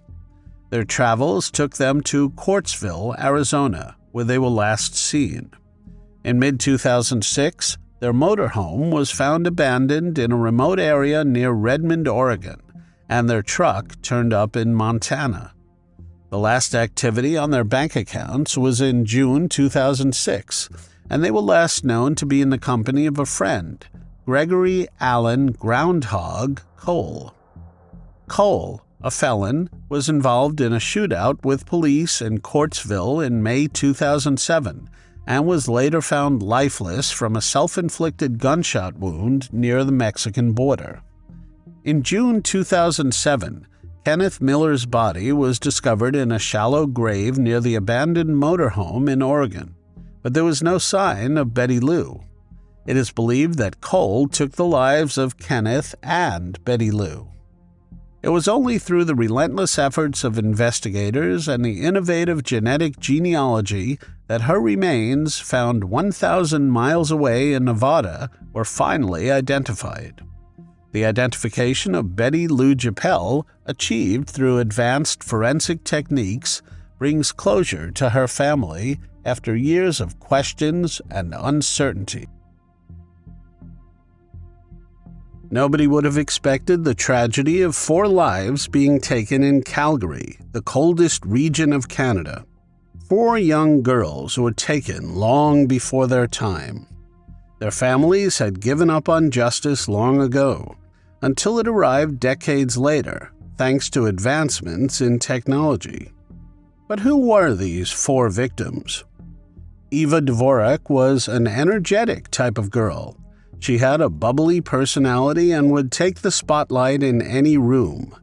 Full of energy, she hardly ever stayed still, as recalled by her friends and family. She was one of the cousins they loved to hang out with. Always singing and dancing, she put a smile on everyone's face. Eva often went swimming or roller skating with her sisters and cousins and had a big circle of friends for a girl her age. Eva was 14 years old and an 8th grade student at Ian Bazalgette Junior High School in Calgary. She made a friend in school, Patsy McQueen. Eva's home was located in a small cul-de-sac. It was a bungalow-style duplex positioned on the outer edge of the neighborhood with the front view facing a walking path. She and Patsy lived within walking distance of the school. Patsy was born Patricia McQueen on September 2, 1961. The daughter of Alistair and Sarah McQueen, Patsy was born into a big family with 10 siblings, 6 sisters and 4 brothers. Patsy loved baseball, and like any teen, was into music and dancing. She had a great sense of humor and loved to play pranks. She always talked about traveling, saying she could not wait to grow up and see the world. Patsy loved to make people laugh and smile. On the afternoon of February 12, 1976, Eva Dvorak and Patsy McQueen left class and hung out at their friends' homes. They were going to spend the weekend partying. But a couple of days passed and they did not touch base at home. No visit, no call. Their parents got worried and reached out to law enforcement. A missing persons report was filed for them and a search ensued. Some students at the school were interviewed and mentioned illegal substance use both during and after school. Things like marijuana and some chemicals, but nothing hardcore like needle substances. They agreed that both girls were involved in these activities, with Eva looking up to Patsy. The police asked around and realized they had disappeared at night. The girls were last seen around midnight on February 15th, walking near 9th Avenue and 12th Street southeast in Calgary, heading towards downtown. Unfortunately, there was no need to recover the missing girls, as they were found in the grimmest way possible. Several days after they were reported missing, a Calgary resident found them at 10:30 a.m. Their bodies were discovered under the Happy Valley Underpass west of Calgary. The man found them lying together, fully clothed, with no obvious signs of assault. Despite extensive investigations, including witness interviews, examination of tire impressions, and toxicology tests, no illegal substances were found, and the manner of their passing was determined to be asphyxia. In short, they simply stopped breathing, just like that. The autopsy did not find anything significant to explain their end. It was simply a deduction. 6 weeks after the tragedy, a newspaper article printed some gossip. It said the girls took illegal substances willingly. It also said they smoked marijuana and had a few drinks. It painted them in a strange light, alleging that the girls had been asked to leave school on Friday noon because they had alcohol on their breath. The article further explained that the girls hopped parties, going to new parties all weekend long, staying with friends, drinking, and doping. A neighbor saw the teens on 9th Avenue and stopped to offer them a ride, which they refused. It almost made it sound like it was their fault as to what happened to them. Whatever the case was, they were minors and incapable of making decisions. Melissa Rehorek, 20, moved to Calgary from Windsor and lived at a downtown YMCA while working as a housekeeper at a nearby hotel. Her friends and family describe her as an adventurous and hard-working person. She was a positive girl who trusted people a little too easily, the sort of person to see good in everyone. Since she loved hiking and traveling, she once traveled to Banff to be close to nature and explore Canada a little. Enjoying the outdoors, she told friends she planned to hitchhike west for a weekend in the mountains. Melissa left on the evening of September 15, 1976. As her roommate said goodbye, she had no idea this was the last time she would see Melissa. It was normal for her to go hitchhiking out of the city during her days off. Clad in a blue denim jacket and denim skirt, she wore a red blouse and around 8:30 p.m. was off to get a ride. A Calgary transit driver possibly dropped her off near Highway 1 in the Bowness area. Bowness is a neighborhood in northwest Calgary. It is a laid-back suburban area close to some great natural spots. It is right by the Bow River and touches Bowness Park, which is perfect for picnicking, boating, and even ice skating in the winter. There is a mix of homes, local shops, and community spots. Plus, it is very convenient for getting onto Highway 1, the Trans-Canada Highway, to head west toward the mountains. The very next day, a hiker came across something unusual about 22 kilometers west of Calgary. At 10:50 a.m., he realized it was a body. Police identified her as Melissa Ann Rehorek. She was discovered in a ditch off a remote gravel road. Evidence suggested a struggle, and an autopsy revealed she passed of asphyxia and had suffered a blow to the head. Investigators found long black hair strands in her hand, which were not hers. Despite hair analysis, no suspect was identified. It seems Melissa may have encountered her assailant while hitchhiking. The struggle and evidence of strangulation indicate a violent attack, possibly by someone with long black hair, who remained unidentified for nearly half a century. Many years after her body was recovered, police tried to analyze the DNA from that hair in the 90s.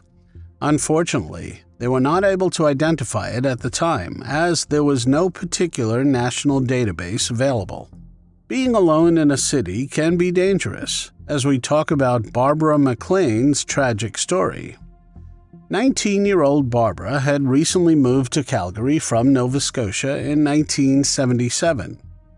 She left the town of Inverness, Nova Scotia, for a few reasons, the biggest one being that a former mining town was no place for a high school graduate, as it did not have many opportunities. Barbara was a smart girl and wanted to build a life for herself. She had been in Calgary for about 6 months. She lived with her brothers, Bobby and Jim, and started out working at a restaurant and later a bank. According to her father, Barbara was homesick and had plans to go home for a 2-week visit in early March. She might even go back to college, she told her parents, but sadly that was never meant to be. On February 25th, she was out with friends at a cabaret in the Highlander Bar. She had argued with her boyfriend and decided to hitchhike home. She was last seen walking alone from the hotel in the early hours the following morning. About 6 hours later, her body was found by a dog walker near 6th Street and 80th Avenue northeast of Calgary. Evidence showed that Barbara had fought back against her assailant. Blood was found on her left hand and foreign hair strands were discovered on her body, which had multiple marks and bruises. She had been strangled. In the months after his daughter was strangled, Dr. Jim McQueen predicted that the case would be solved. He was confident that the perpetrator would be behind bars, stating that it might take 2 or 3 years, but the man would eventually be found. The perpetrator was thought to have gone away in a taxi after the incident, as there was no other way back, no bus or subway or train.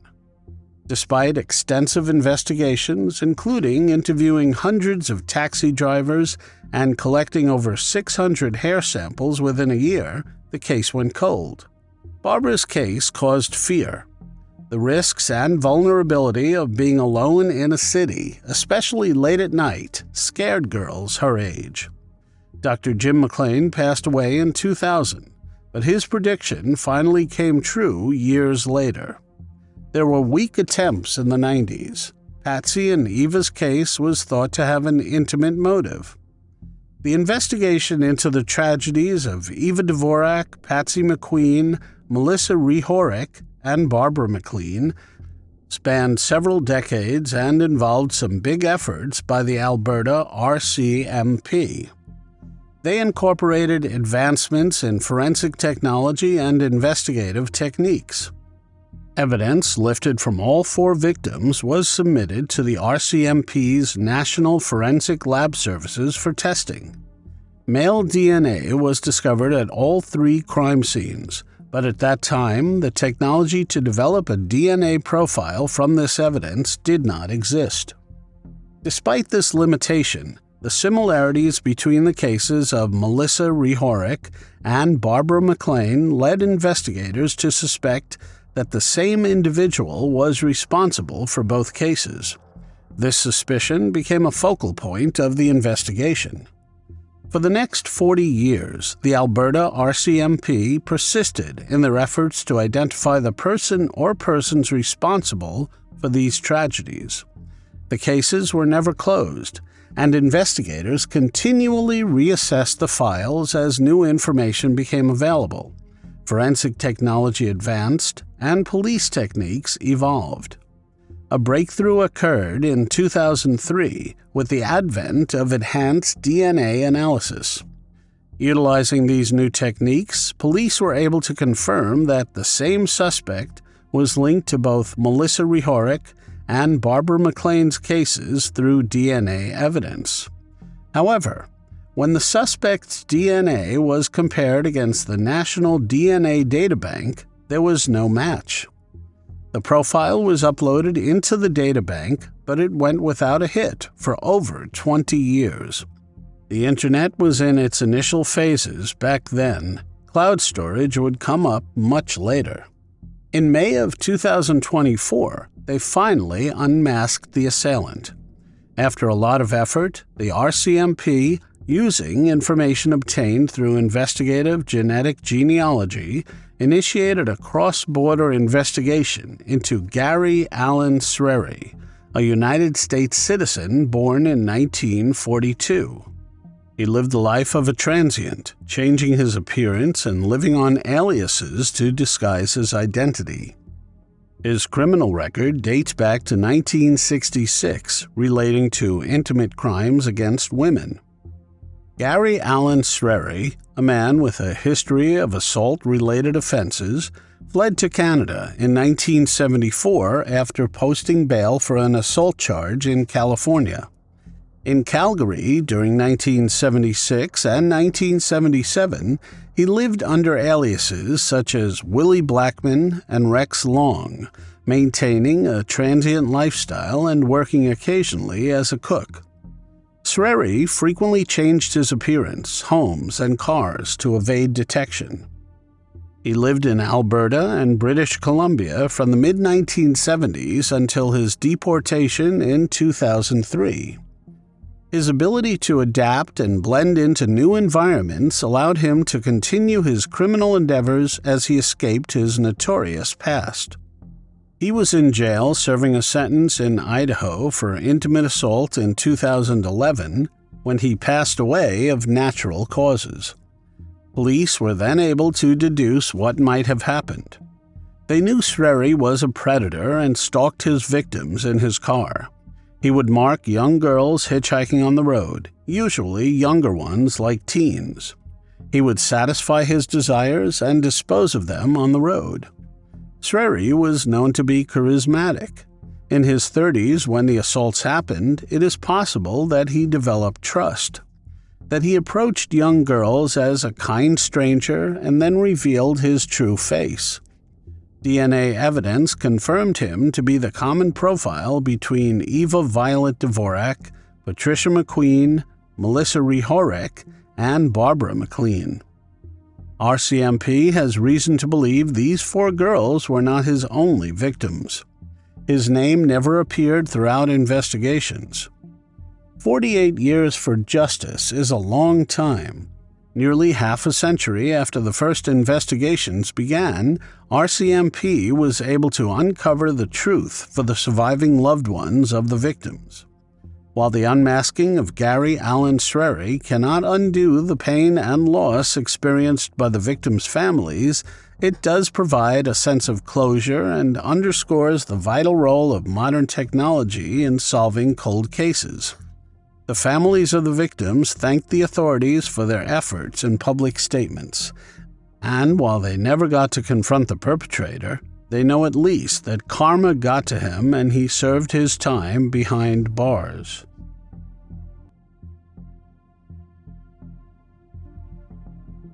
Everyone was appalled when they learned that a 5-year-old had been beaten till she passed away. Someone close to her knew what happened, but was too frightened to save her or speak up.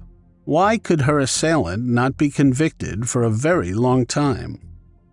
Harmony Renee Montgomery was born on June 7, 2014, to Crystal Sorey and Adam Montgomery in Massachusetts. Unfortunately, her mother struggled with alcohol and illegal substance addiction. As a result of her mother's substance abuse, Harmony was born partially blind in her left eye and had special behavioral needs. Crystal was incapable of taking care of an infant, and her father Adam was in prison. Due to her parents' inability to get a hold of their lives and their struggles with substance abuse, Harmony was placed into foster care with Tim and Michelle Rafferty when she was just 2 months old. Harmony, who is described as a pleasant, kind girl with a big smile, became a big sister when her half-brother Jamison was born in 2016. Crystal also lost custody of Jamison, and both children were placed in the same foster home. Despite her challenges, Harmony was a social, intelligent, and happy child who embraced her role as a caring big sister when she was only 2 years old, as described by her foster mother, Michelle. Unfortunately, Harmony never really stayed in one place. There was a constant tug-of-war between the CPS and her mother, Crystal. Each time Crystal felt well enough to take care of her children, she would get them back.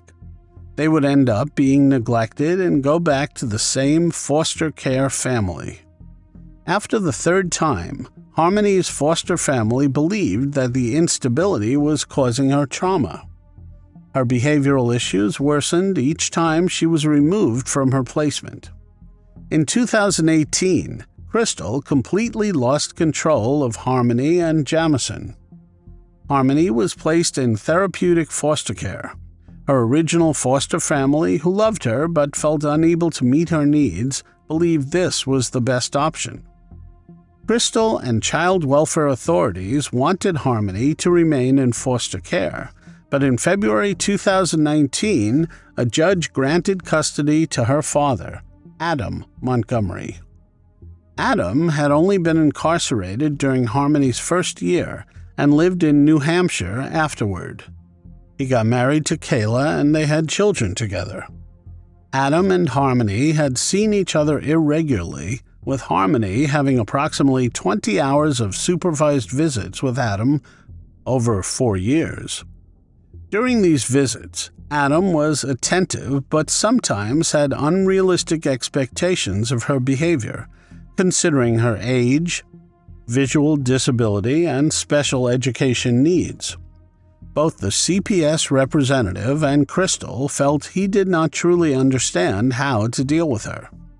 Later, Blair Miller and Jonathan Bobbitt Miller adopted Jamison. Crystal called the police in November 2021, more than 2 years later. She told them that she had last seen her daughter on a video call in April 2019, and that Adam had been blocking her attempts to communicate with Harmony.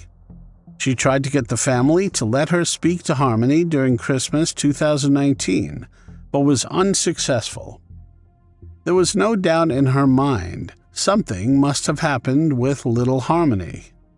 The detectives noted that on November 27, 2019, Adam and Kayla Montgomery, along with their 2 children and Harmony, were evicted from 77 Guilford Street in Manchester, New Hampshire.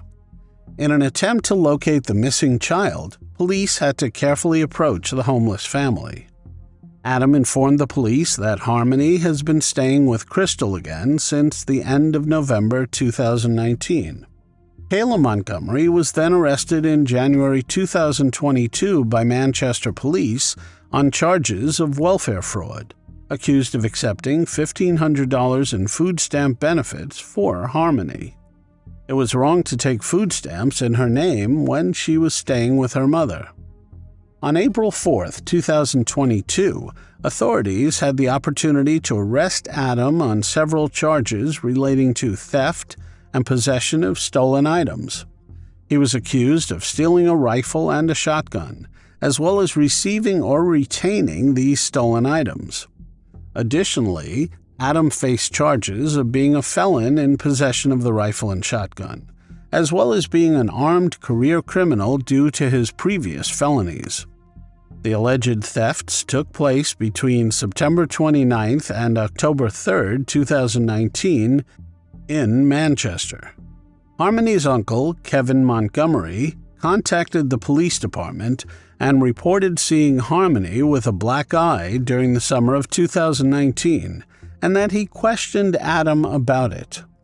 Adam admitted he had bashed her around the apartment after finding her trying to stop her baby half-brother from crying by covering his mouth. Kevin did not believe this for a second. Harmony was very kind to her baby brother, and she was not capable of harming him. Even if she would have done that, it was dangerous to give a minor a black eye. Kevin also witnessed other abusive behaviors by Adam, such as forcing Harmony to stand in a corner for 4 hours and making her scrub the toilet with her toothbrush. Concerned for Harmony's safety, the family reported to New Hampshire's Division of Children, Youth and Families, DCYF. Despite the urgency and severity of these reports, DCYF failed to take any action. Adam then cut off contact with the family because of their repeated reports. The failure of DCYF to respond to these urgent warnings should have made Harmony's case a priority. Witnesses saw Harmony with the couple in the days following the eviction. However, between December 6 and 10, 2019, Adam and Kayla were seen only with their children without Harmony.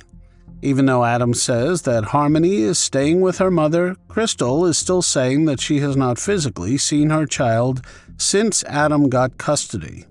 The case then went cold for a short while, as investigators had no leads. In June 2022, Kayla, Adam's wife, finally came clean about what exactly had happened to Harmony. Adam Montgomery, the father of her children, had taken the life of his firstborn, Harmony. The 5-year-old was no more. Kayla had been an illegal substance addict at the time. She also suffered domestic abuse at the hands of Adam. She lied about Harmony for years to protect Adam, whom she feared and strangely loved as well. She was afraid of what he could do to her and her children. Adam had instructed her to say that he had dropped her off to work at Dunkin' Donuts while he took Harmony to her mother and that he had later picked her up. A quick call revealed Kayla did not work at Dunkin' Donuts at the time Harmony lost her life. Kayla recounted in November 2019 the family was evicted and forced to live out of their car. Harmony kept having toilet accidents in the car. She was not slow or dumb. She had behavioral issues because she had moved around so much. From one family to another, there was no place she could call home. And after losing the house the Montgomerys lived in, she struggled with potty training. Many children who have been physically abused or who do not have a home are unable to control their bowel movements. They wet the bed or have little control. Harmony's foster mother, Michelle, told jurors that Harmony was potty trained by the time she was 2.5 years old. On December 7, 2019, Harmony had another accident. The family was on their way to the Burger King parking lot to park the car for the night. Harmony had been struggling with going to the toilet for a while. She accidentally peed her pants and wet the car while Adam was driving. Frustrated, Adam flew into a fit of rage. He turned around in his seat and punched her 3 or 4 times. Whenever they stopped at a red light, he would turn around and deliver blows on her head. They stopped at least 2 red lights. Harmony moaned for about 5 minutes before the noises stopped. The couple thought nothing of it and welcomed the silence at first, but Kayla knew something was very wrong. Adam later said to her, "I think I hurt her this time. I think I did something." Kayla and Adam did not realize she was no longer breathing until much later. The car broke down later that day and Adam had to pull over. He shook Harmony, but she was unresponsive. The little girl would usually go to sleep if Adam hit her, meaning this was routine for her, but this time he went too far. Adam then stuffed Harmony's body in a duffel bag, storing it in the trunk. Kayla was too afraid to say anything. He kept driving around, sometimes adding snow to slow decomposition. Kayla told authorities that Harmony's body was moved multiple times. At one point, it was hidden in a red cooler. The couple, needing a place to stay, had then gone to Kayla's mother's apartment building to store the cooler. Kayla's mother did not suspect anything. She just assumed it was the family's luggage. When the family moved into a shelter between December 30th and February 20th, 2020, Harmony's body was placed in a plastic bag and hidden in the ceiling.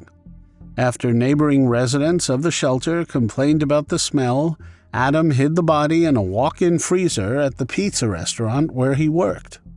Since Adam was a dishwasher and a cook at the pizzeria, he had access to the freezer. Nobody suspected anything. When the family finally moved to an apartment on Union Street, he took the body with them. In March 2020, Adam had a friend rent a U-Haul to move Harmony's body in the middle of the night. He then drove the U-Haul away, and Kayla did not know where the body went from there. Investigators later connected the dots and realized the U-Haul was driven to Tobin Bridge in Massachusetts. He might have dropped her in the Mystic River that flows under the bridge.